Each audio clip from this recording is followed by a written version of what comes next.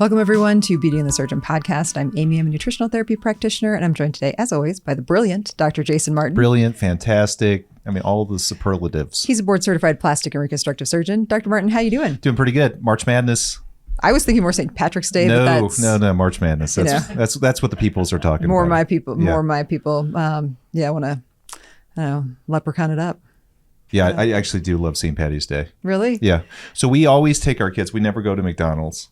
Okay, that's one of my personal reveals. I've never been to a McDonald's. So we never went to McDonald's when my kids were growing up, even though I was raised in a southern state, which McDonald's was a staple of our diet back then. But St. Patty's Day is the one day we go because they have the Shamrock Shake? Shamrock Shakes. Don't they have it for like the whole month of March? Yeah, but it's you go on St. Patty's Day. It's a whole event.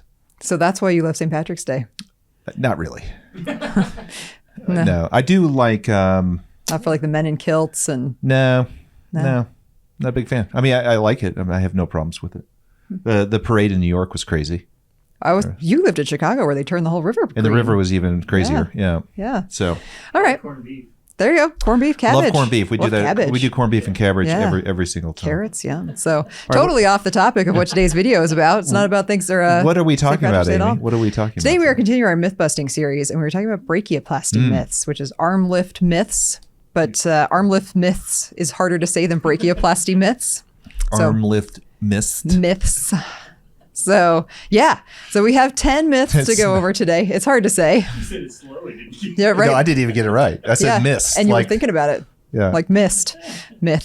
So let's jump right in. I think an arm lift mists doesn't sound good. It doesn't seem like it would smell very good sounds either. Messy. Yeah. So if you are listening to this podcast, you'd like to watch us, you can find us on YouTube at Jason Martin MD. We have some slides, but mostly it's just us talking, and that's always at least somewhat interesting to look at. Exactly. You can also find us on all social media at Jason Martin MD and at Beauty and the Surgeon Podcast. If you'd like to leave us a voicemail, I would love it, or send me a text, 303-630-9038. If you got some myths you want busted, let me know. Yeah. So let's jump right in. Myth number 1. I will still have to hide my arms, aka everyone will see the scar. Number one thing people say, well, if I did that, I'd still have to hide my arms because of the scar. Yeah. There's a video on our YouTube channel which really breaks down where the scars go. It has Amy's voice and my voice behind it, so you can look on that. I think it's in our shorts. It's our shorts, yeah.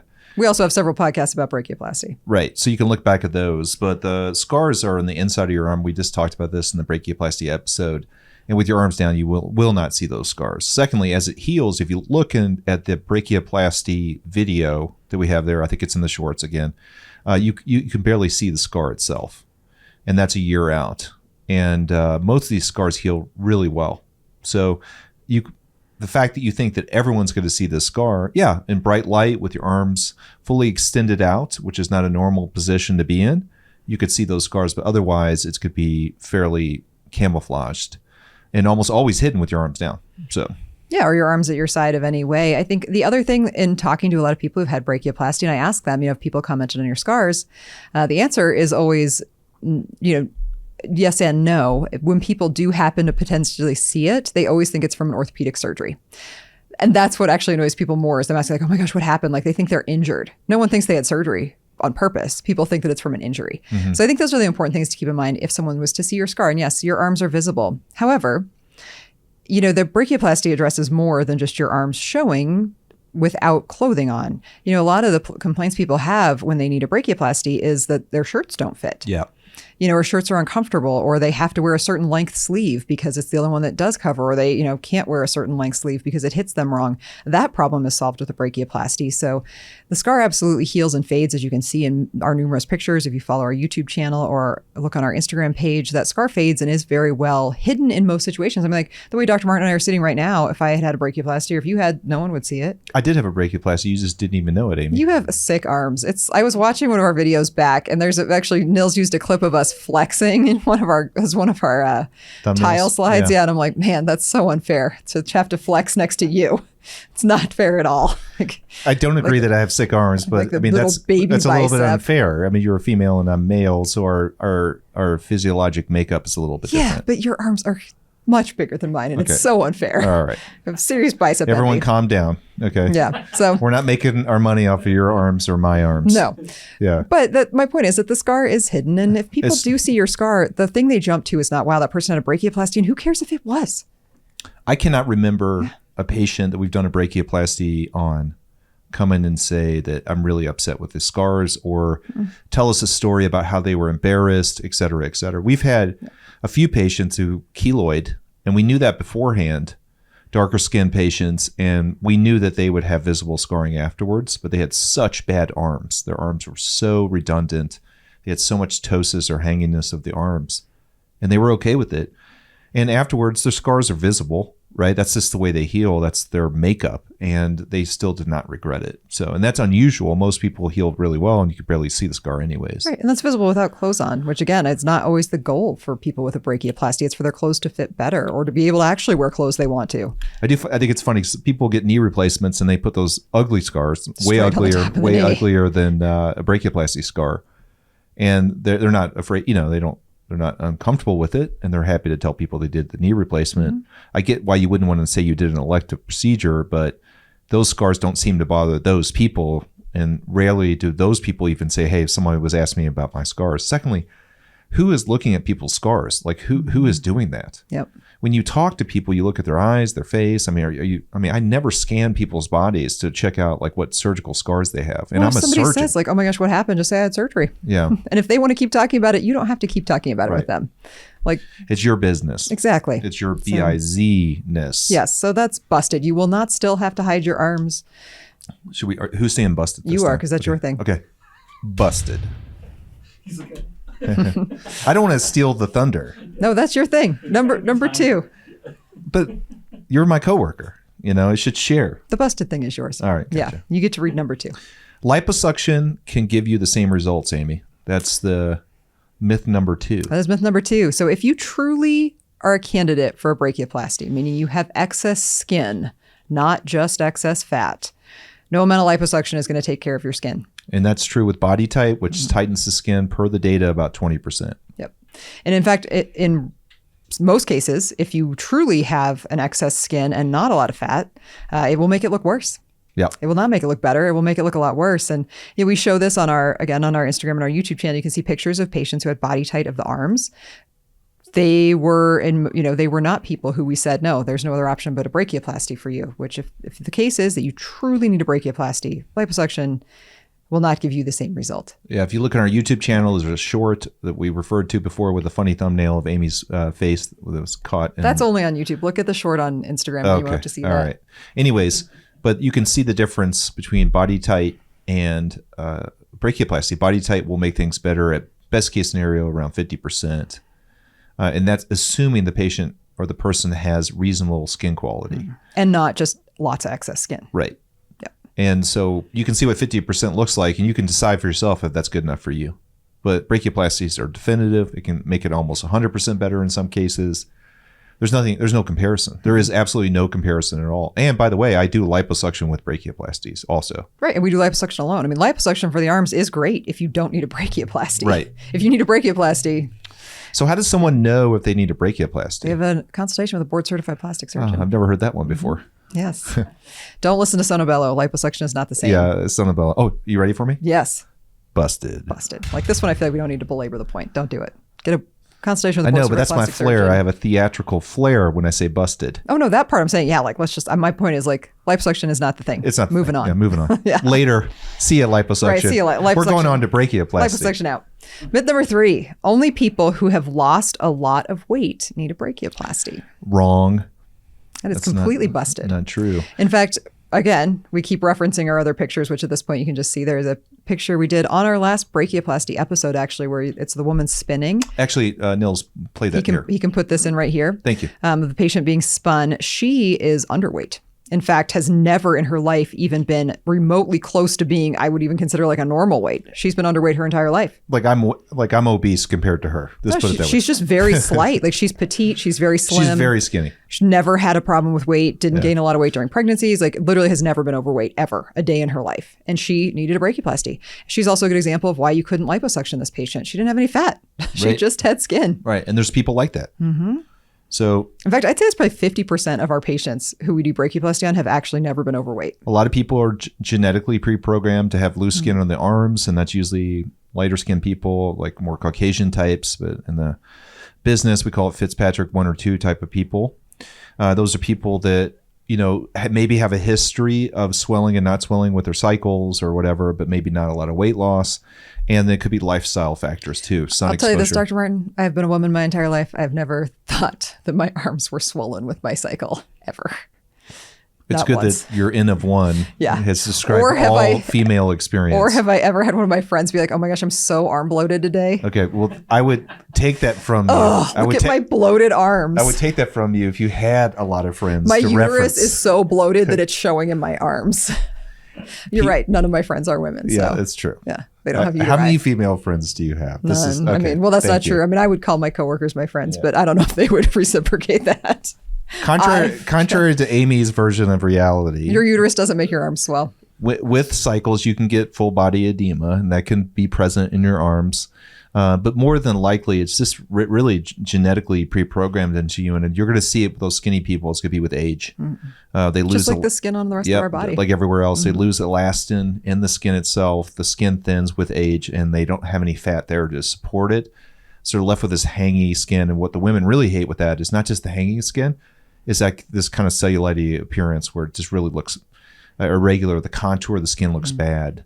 And that's why these people do the brachioplasties. You would never guess they would, but it makes their arms 100% better, as is referenced in that video we just showed you. Yeah, and if you do look back at the cover shot of Dr. Martin and I flexing, you see that like women have a lot less muscle density in their arms, and that's why I only flex near women. Yeah, so make yourself. I don't flex next to Nils or someone who has more body mass than I do. Yeah, we're making Nils out to be like some. He's like a Nordic beast. At some point, we have to show Nils. People are going to be like, "That's it." Watch the 100th episode. Nils is all over it. Oh, that's right. He's on there. Yeah. Yep. I'll use a picture of a scar. There you go. Yeah.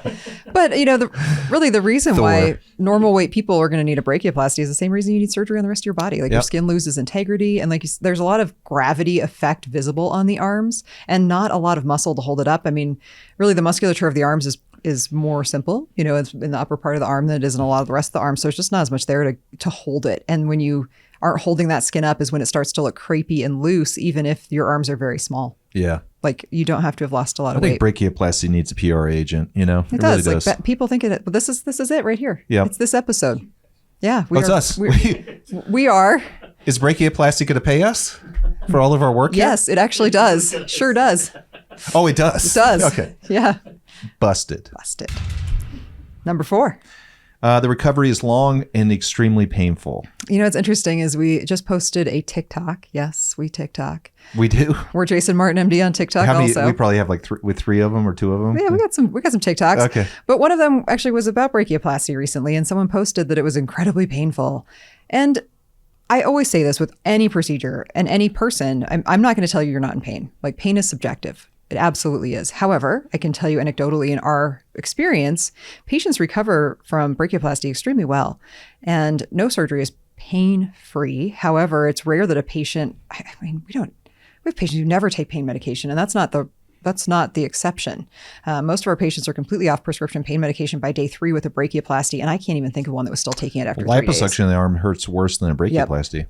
Hurts more for longer. Yeah. Incisional pain is not that bad, as we've talked about with a lot of our episodes about incisional pain, like with a mastopexy. Mastopexy doesn't really hurt that much. Breast aug hurts far more. Liposuction hurts far more than just about anything we do. There is some annoyance, just because you do have limited range of motion with your arms. In most cases, you're not going to be able to lift your elbows above your shoulders and show your pulleys. It's going to be hard to show your pulleys for a while. You're going to have a drain afterwards in most cases. That's going to be annoying, but it's only a couple days. And then you're going to have just typical movements that you do without thinking of your arms, right? Your arms are such an extension of your brain with any kind of interaction with the world. And you don't think a lot about how you're moving your arms, and you'll have those experiences. Well, that kind of hurt. You'll think more about it. Yeah, that didn't feel great. You have to sleep with usually, I don't know, do we still do that? I think it's useful with a pillow like over your chest and your arms kind of elevated, which could be uncomfortable. It's hard to sleep on your side. If you're a belly sleeper, it's going to be really hard to do that. So yeah, I think, again, most people have a lot easier time dealing with sleeping positions after a brachioplasty than even something like a breast aug. It's easier to get that incision like a little bit away from yourself at night, and it's not like it's deep muscular pain. Well, I told you I sleep on my side and I hug almost a king size pillow. You got like a Snuggie? Yeah. Yeah. There has to be something Freudian about that. Yeah. You know? Get your little pillow hugger. Yeah. So it's not an especially long and painful recovery. I'd say that is, again, never gonna tell someone they're not feeling pain. Like your pain is your pain. Like absolutely. If you think that this would be very unusual.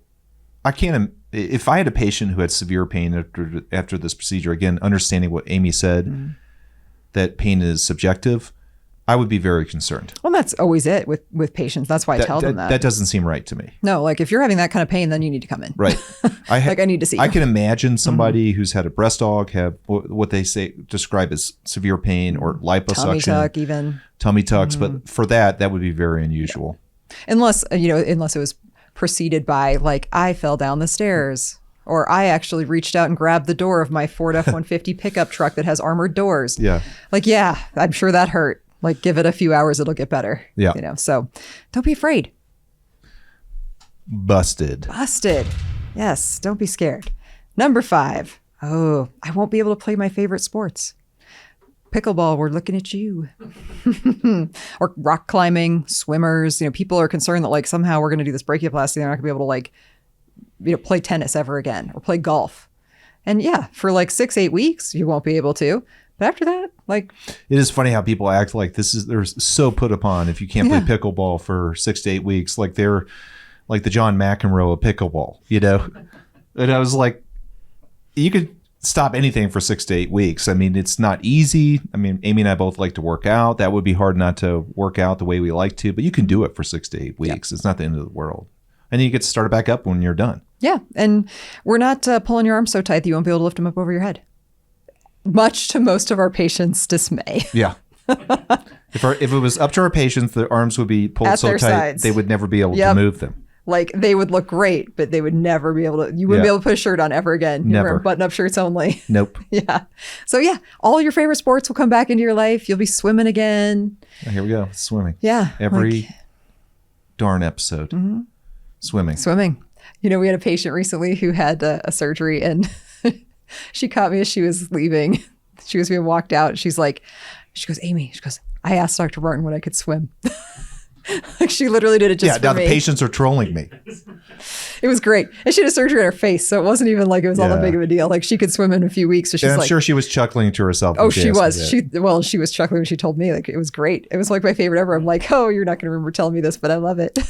So for concrete information, probably 8 weeks before you do stuff with your arms in sports, like dynamic overhead movements. Right. Yes. And then if we're talking about CrossFit or something, I would say 3 months. Borderline stupid. That's 3 months. Yeah. And us saying it's okay to do that doesn't mean it'll feel comfortable. That's the other thing that Amy always talks about. So we'll clear you for doing something and then you'll go do it and it doesn't feel right. And then they'll call back and be concerned and Amy will tell them, it's just varying times to get back to where you feel comfortable again. Everyone does, but it could take 6 months. It could take a year in some cases for you to feel totally comfortable with the movements you're doing. Mm-hmm. Yeah. So if you are a professional athlete, you're going to have to time your brachioplasty really well. Right. Yep. But you will get back to all of your activities for sure. So what is this myth? Amy, I'm going to say this myth. See, it's hard. You have infected my brain. This is so much fun. I'm going to say this myth is busted. So let's take a quick break. We'll come back with we call it like the back 9, but it's the back 5. Yeah. We'll be back. Back 9. Dr. Martin, I'm super excited to talk about our sponsor for this podcast, Let's Get Checked. If you've been a listener of our podcast, you know that we have never had a sponsor before, and it's because we're an educational podcast. We're not looking to monetize, and we also would never recommend something that we didn't believe in and or use ourselves. So basically, you're saying we're very choosy. We're very choosy when we come to our testing, but Let's Get Checked really aligns with our values. We talk a lot about monitoring your blood values of certain things. We talked recently about vitamin D serum levels. We talk a lot about hormone levels, and it's hard for some people to get to a lab, or you're afraid of the blood draw, or just, you're concerned about confidentiality. Like you have a lot of concerns and you just don't do it. Let's Get Checked makes it super easy because it's completely confidential. You do it from your home. So there's really no excuse not to do it. Yeah. And we did it recently. Both Amy and I did it. She looked at her women's health, basically her hormone levels. And I looked at mine on the men's health side with testosterone. It was very simple. You go online. Their online interface is really easy to use and good. We got the testing kit very quickly. And the test itself, actually doing the stick, you do a stick on the end of your finger, is not hard to do. It only took about 3 to 4 minutes. You put it back in a sealed envelope that's confidential, goes back to them. You get your results in 2 to 5 days. It's really that simple. And the best part is it's about empowerment, about you taking control and trying to do things that are positive for your health and life. And this is one way to do it, literally from the comfort of your own home. Yeah, so they offer a wide range of tests. So they do men's and women's hormone panels. They do a full panel of STD testing. They also are now offering a COVID-19 test at home. So there are a lot of other just basic blood levels that you can get tested as well. And one of the things that we always say is you can't track what you don't check. So you might not know what's normal for you in the future if you're not checking it now, especially as it relates to hormones. And men's health specifically, I feel like is a little bit undertreated. I mean, sperm counts are dropping by a large percentage in men these days. Most men struggle at some point in their lifetime with low testosterone. And those men do not know what the symptoms of low testosterone are. Depression, anxiety, sleep problems, osteopenia or loss of bone, loss of muscle, and something we treat all the time, gynecomastia or male breast growth. These are real problems that can be improved or treated with testosterone. And these men do not know their levels. It's so easy to get checked. And this is why we're so excited about the sponsor. Yeah. And Let's Get Checked is a completely CLIA certified lab, the CLIA lab. So they're a well-established, completely safe lab to use. You do get contacted after, so you get your results. I got a text at 4:30 in the morning, which I loved, that my results were ready. And we're both up at 4:30, yep, so that was good. Super excited. And you have access to not only a nurse, but also a physician. So a physician does review your results, and it gives you a little breakdown of like where you're sitting on those levels. Dr. Martin's had even comparisons of like where 2 of the levels should be in relation to each other, which is a really important thing to note. Right. Just being within the normal range is not always enough. So it really gave more information than that. You'd still want to, of course, reach out to your own doctor if you needed some additional assistance with these labs or you did see something that was concerning. We didn't, thankfully, so that was good. Yeah. We were both good.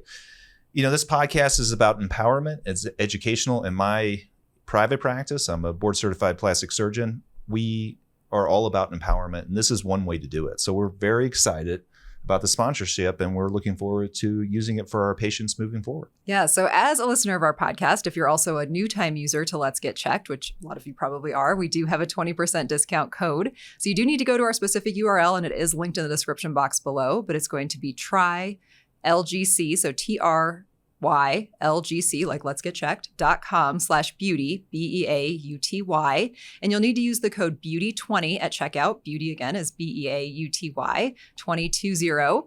And you can pick a test, like any test you'd like, put in our code and get your test shipped to you. Getting tested is the right thing to do. It's lets you know where you're at and what's responsible. All right. Well, let's get tested. Let's get tested. Let's get checked. Let's get checked. Yeah.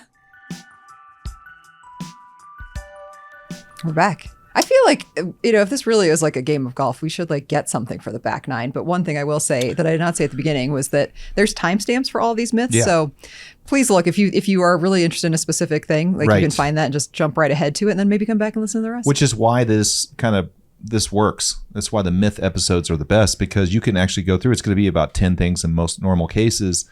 You can go through those timestamps and pick exactly the information you want, which is really good. They're like little mini episodes, 10 mini episodes.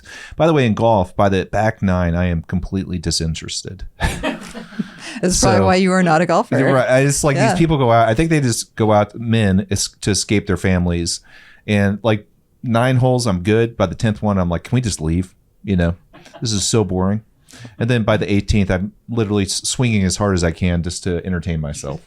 See, that actually was something nice. Seattle had a lot of community golf or like city-owned golf courses that had a mini course. Yeah. And you go out and play just 9 holes, and they were so much fun. They were shorter, easier holes, just a lot of fun. 9-hole par 3, yep. That's a fun one. That's a fun, yeah. It's fun. And then also the nice golf courses, which I don't play at, they always make you get in carts. I mean, the whole idea of going to play golf is walking. Yeah, strapping the... I got the nice backpack. Yes. Yeah.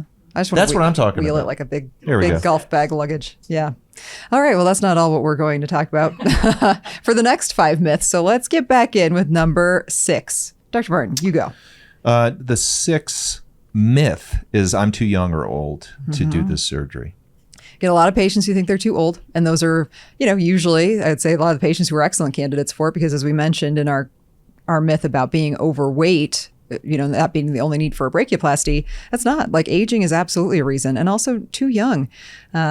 Absolutely not. We've actually, the youngest patient we've done a brachioplasty on was 19, and she had lost a lot of weight, had been overweight most of her life, got really serious about being active toward the end of high school, lost a lot of weight, like 80 pounds, and was just feeling super self-conscious. Like she had actually saved the money herself and did a brachioplasty. Yeah. Was super happy. She was a great candidate for it. And why not take care of it when you're young? Yeah. And why not take care of it when you're old? You don't have to live with this at any age. Yeah. If you're healthy enough for surgery. And healthy enough for surgery, say the same thing every single time, means you don't have a lot of comorbid conditions, diabetes, hypertension, and other things that may preclude you from healing well. That you're focusing on your health, both with diet and nutrition, and you're non-smoking, and you limit drinking and other things like that. So that's what you have to do. If you do all that, you're going to be a good candidate for surgery, most likely. It's not super invasive. Low risk surgery. It's a low risk surgery, going to a board certified plastic surgeon. So I think that you can feel comfortable no matter what your age is. Mm-hmm. And, for a lot of our older patients who have never been overweight, maybe their laxity is only in that upper third of the arm. We can do a mini brachioplasty or, just some type of shorter incision brachioplasty, even in the office. So there are options no matter your age, if you're healthy enough for surgery. 100% I can do a brachioplasty in the office under local anesthesia. It's not always well tolerated, but you can definitely do that. Yeah, especially a little one. You don't have to do general anesthesia, which is obviously adds risk to the surgery, albeit small. Yeah. What is this myth? Excuse me, Amy. Yeah, sleeping on the job. Busted. We got to get you the beret. So you can be Jamie. Yeah. Put it on each side. And the mustache. Yep. Myth number 7. My results will not be long lasting. This kind of goes into the old age comment. If you were young and maybe just lost a lot of weight, you think, well, my results won't be long lasting, so I should wait to do this surgery. As long as you maintain your weight, this is one of the rare surgeries you do that can have an extremely long life. I mean, if you do this surgery in your 20s, you probably, if you maintain your weight throughout life, will not need a revision of this surgery until you're 60. Right. When the skin is what fails you. You can't stop that no matter what. Right. So absolutely, your results will be very long lasting, may even last forever, depending on when you do it. The arm is one of those places that has longevity to the surgery. Mm-hmm. So I think that you would absolutely carpe diem this, as opposed to thinking facial surgery, which you most likely would need a revision. So the timing of that. Some of the other surgeries we do, I guess tummy tuck can last a long time. Oh, absolutely. Tummy tuck, we talk about that on our tummy tuck episodes all the time. It's pretty much a one and done. Yeah. If you maintain your weight, it's about maintenance of weight, and it's about lifestyle too, because if you don't live a good lifestyle, and what does good mean? I know that's subjective, but really, taking care of yourself nutritionally and physically and mentally, avoiding things that can affect your skin and the way it ages, like smoking and drinking. Sun exposure. And sun exposure is huge. I mean, the issues that I have on aging, I look fairly young, but it's the sun exposure of living in Colorado. So, and even though I'm not super outdoors, Well, you only just started wearing sunscreen last year, so. Even though I've worn sunscreen for 30 years. The Century Sky. Yeah. If only the sunscreen smelled as good as the face wash. It's the cobbler's kids, Yep. That's basically when it comes to my skincare. But, I think that all those things can be additive, but I mean, also genetics too. Yeah. I mean, if you have not been overweight and you're needing a brachioplasty, at 30 because you have such lax skin, then you probably will need a revision within, I would say, 10 to 15 years. And there are disorders called Ehlers-Danlos, and there's different types, and there's different types of Ehlers-Danlos. So, I mean, some people can have literal problems, disease processes that lead to really loose skin. Those people for sure will need revisions and may not even heal the initial surgery. May not even be a candidate for surgery to begin with. So it just really depends on where you're coming from. But these do last a long time. In most cases, don't wait. Get your brachioplasty. Do you feel like this myth? I don't know. What's the word I'm looking for? Starts with a B. Busted. Get your brachioplasty. Just my delivery now is just so much better than the first myth busting episode. Yeah. Why am I struggling to say myth? I don't have word problems. Oh, you are like a virus. This is so satisfying to not be the one with the speech impediment today. All right. Myth number 8 is all yours. I can shave my armpits 1 week after surgery. Oh, this is a myth. You cannot. Yeah. Nope. No, you cannot. In fact, it's in our post-op instructions, but people like to not think they can read that. You won't be able to shave your armpits or wear deodorant for the first month after surgery, at least. There are some alternatives or some options. I may let you do like an electric razor at 3 weeks, 2 to 3 weeks, if your incision's looking really good and maybe it was a smaller, less invasive brachioplasty. There is one type of natural deodorant that I'm okay with. That's not true. There's two that I'm okay with after surgery. But if that's this actually going our episode, we had a question from a listener asking about time of year for surgeries. Brachioplasty in the dead of summer, if you live in a really hot place, probably not going to be your best idea ever. I wouldn't do that. Nope. You're going to be walking around airing out your pits a lot. And we don't want you having an incision all hot and sweaty for several weeks. And this incision is in your armpit. And medial thigh lift the same way too. Yeah. So when people come in like a week after surgery for suture removal and they're like, oh, great, I can shave my armpits tomorrow. I'm like, no, you cannot. Yeah. So this is not a myth. This direct excision neck lift has that element too. So you'll do the, for a man, you'll do the excision underneath the chin and they'll want to shave. So they'll shave their face, but not the neck. And they look like a little strip. Like they're a shaker, like if they're an Amish person. Yep. Just don't. I mean, I feel like it's maybe slightly more socially acceptable for men to have a beard than it is for someone to have really hairy armpits. But, if it's really going to bother you. Have you ever been to Europe? I mean, like, it doesn't seem like anyone shaves their armpits over there. Well, just keep your say arms you're down. German. I mean, you have an incision there too. So if the person is more concerned about the fact that you have hair in your armpits and not the fact that you have a really large healing incision, put your arms down. Yeah. But because it will be a while that you cannot shave and you cannot wear deodorant. These are not myths. Yeah. So if you're on some type of Real Self page or plastic surgery group and someone says that you can't shave your armpits for a month after surgery, and you're like, that can't possibly be true. It is indeed true. So Amy, I'm going to give you the rights to do this one. I can't. You sure? I'm positive. Okay. I'm going to say myth number 8 is busted. All right. Myth number 9, a brachioplasty will also fix my armpit laxity. So this is one of my favorite types of questions when someone comes out and says, well, Dr. Martin said he could do fill in the blank. I'm like, well, yeah, he can. However, that's not included in your surgical quote. And that's actually not technically part of the surgery you were scheduled for. So we have to add that on. So brachioplasty alone, brachiolaxy. I joined those together. Brachiolaxy. Brachial laxity. A brachioplasty. Which is really what they have. They have brachial laxity. They have brachioplasty. Huh. So it can be modified or extended. We call that an extended brachioplasty. Extended brachioplasty. To fix that armpit and if laxity. you look at the video on our YouTube channel, that we call it extender or armpit lift, or there's different names like for it. Axillary. Yeah, axillary extension. That incision can draw down in the same way that a breast lift will not give you a tummy tuck. A brachioplasty alone is not going to fix the laxity in your armpit, but you can modify it or extend it to do that. Like you can add on this axillary lift or this upper bra line or medial bra line, depending on where your laxity extends to. Those things can be added on or in addition to your surgery to absolutely address that as well. So this is one of those 50-50s. What did I call it, Nils? Like a kind of, sort of? Yeah. It's both true and untrue. It's exactly. So it alone will not. However, in combination with other things, like absolutely, like this, well, because technically an extended brachioplasty is a brachioplasty, but the brachioplasty that people are referring to is the standard brachioplasty. Correct. That goes from your armpit to your elbow. Yes. If you look at where that scar is, it's between the pulley and pushy. That's from our brachioplasty episode. Brachioplasty episode. It's that groove between your biceps and triceps muscle. That's where the incision goes. But you can extend it through your armpit down into your chest wall. Yeah, I think when people say this, though, they're usually talking, when I ask them what they mean, they grab this. They're grabbing their bra line or their back fat. And that is not, even with an extended brachioplasty, really part of a brachioplasty at all. It's not, but it could help. It depends on where your laxity is. Exactly. But it would make a little part of the bra line better. But that's a bra line plasty or body tight the bra line. And by the way, we do that all the time, mixed with a brachioplasty. So everyone is different. The way you present, you treat what's present. You don't treat what you just. Everyone does this. They look at things on the internet or they talk to a friend and that's what they're going to do, right? But the idea is you go to an expert and they really evaluate you and just tell you exactly what they think you need for the best outcome. Right. Or what really bothers you. Some people are maybe not bothered by their little bit of bra line fat. Right. Other people are tragically bothered by it. Other people hate that, and then they don't mind their laxity of skin or brachial laxity, which is what everyone's calling it now. Their brachial laxity. Brachial laxity. Maybe they're not bothered by that. So it really also depends on your self-perception and kind of what your goals are. Yeah.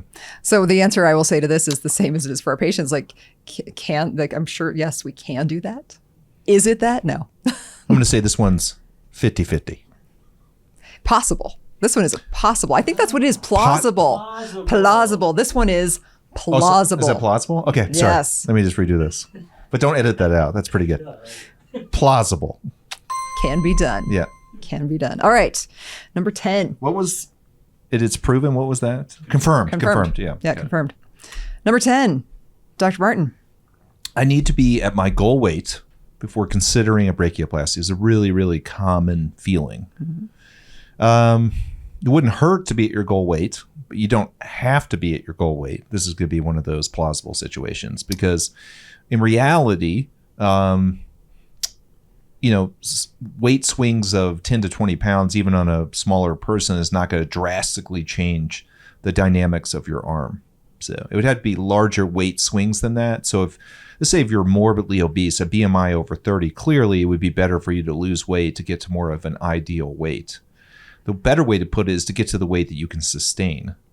Because getting to your ideal weight is not always that's why this sustainable. was a trick myth. See the word goal? Yeah.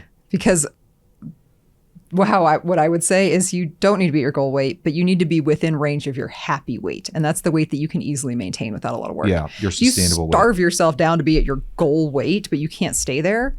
Well, that doesn't mean anything to us. Like, we don't care what your goal weight is. Like, so it's the reverse of that is the BBL episot we had. Right, where people thought they could gain weight. Where the doctors tell them to gain weight so they could do fat transfer, and then you lose weight afterwards. What do you think happens to the fat that you transferred? It's going to get smaller or go away. Yeah, you should always be as close to your happy weight as possible. I will say there is one caveat here, and there was a question asked on one of our episodes by a patient who had lost a lot of weight, had lost over 50 pounds already, but still had 50 or more to lose, and was just so bothered by their arms and was wondering if they could potentially be a candidate. And yeah, if you're healthy for surgery, your BMI is at under 33, probably for most. Let's take the whole country into account. For us, it would be 30. But, if you are at a close enough, BMI to be a candidate for surgery, and that you're going to need another surgery when you do lose an additional, if we're talking over 50 pounds, knowing that you might need it to do it again, like to get rid of additional laxity.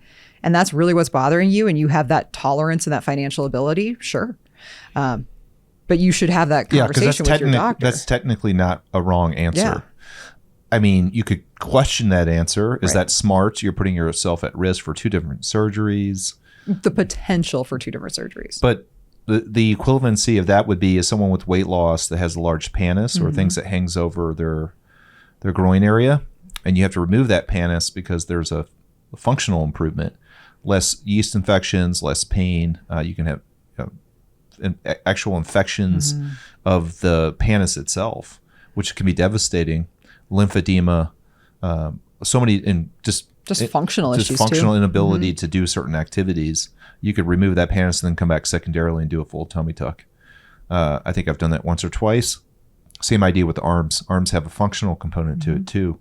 So you have such large arms with hanging skin and causing a real problem with normal daily activities. You could see yourself doing a brachioplasty and then come back and doing a revision later on. That's possible. Yeah. So I think that's really where the whole weight discussion really comes into is what weight can you happily maintain or easily maintain?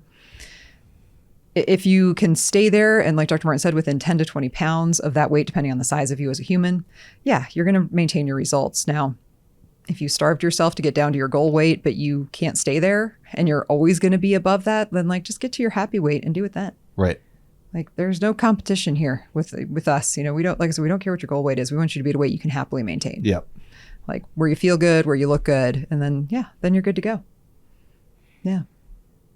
I think that the weight question comes up with a lot of different surgeries. I get that a lot, for people that are friends. It's even with facelifts, people ask all that. the time. I mean, especially with people that are friends or family, they're thinking about doing surgeries, and that's always the first thing. I mean, do I have to get to my ideal weight? And I'm like, well, it's not bad. You want to use it as motivation for yourself. Only if you can stay there, though. Right, but it's sustainability. Yeah. That's what it's all about, and that comes with lifestyle changes. Comes with mindset changes. It really focuses on nutrition, strength training. There's so many different aspects to that. And most people are either not that dedicated or they don't have the bandwidth in their life to do all those things. So it's better to get to a weight that's at least sustainable. Now, we clearly understand that obesity is sustainable because that, you can eat enough to maintain fat on your body. But what we're saying is with some of those changes that are sustainable in your life, what weight can you get to and maintain? And as long as that is below 30 BMI, at least from a plastic surgery perspective, and you don't have a lot of comorbid conditions, diabetes, hypertension, you're non-smoking, then yeah, technically you would probably be a candidate for this procedure if you have loose skin and fat in that area. Yeah, that's so true. So, get to where you're happy, get your brachioplasty. Not everyone is going to be staring at your scars all day long. You're going to be back to playing pickleball in 6 weeks, swimming. It's not super painful. So hopefully you guys found these myths helpful. You want to say myth again? What was this one again? I keep thinking 50-50. Oh, plausible. Sorry. Excuse me. Plausible. Well, so I would say this is busted. Busted and Right. plausible. You need to be at your happy weight, not Plausible your goal weight. busted. Yeah. Yeah. Plausibly busted. Yeah. So we really enjoy doing these myth busting episodes because there are a lot of myths out there about plastic surgery, and they're even more so as, as it becomes more mainstream to get some of these procedures done, I think the myths get crazier. So please, I mean, we had a whole episode where we talked about swell hell. That was something that was confirmed, right? Yeah, it's confirmed. So yeah, send me your myths. I would love to bust some myths for people or confirm them. Like sometimes it's true. Yeah. You can't shave your armpits for a month. That person on Real Self is not lying. Nope. And neither am I. Yep. Dr. Ware, you got anything else to add to this That's all one? I got. All right. Well, if you'd like to find us on social media, you can find all of our social media handles here. We'd love it if you'd leave us a comment, a rating, or review, share us with your friends. It really does help, makes a big difference. You can find us anywhere you listen to podcasts. Our phone number, if you'd like to leave us a voicemail, is 303-630-9038. I won't answer, but you can leave me a voicemail or send me a text. Yeah. In our previous brachioplasty episodes, really, really good resource if you're considering the surgery. So you may have stumbled upon this one. Just go watch the brachioplasty episode. There's a few back. Well, they'll be linked. We can have a link. We'll link Yep, it. We can There link you them in go. the And just description. watch that one because if you have the time, it's probably 50 to 60 minutes, and it just goes through every single thing you need to know about brachioplasty. Yep. Downtime, recovery, all that good stuff. Awesome. Well, we'll see everyone here next time. What's our next topic? Do we know yet? Questions from listeners. No, I'm saying the next Oh, after topic this, no. one. No, April 1st. There'll be no episode. No, just kidding. Yeah. It's going to be a joke. Oh, that's so exciting. Yeah. I guess I'll have to wait till I sit down at this table to know what we're You'll talking find out. about. All right. See you later.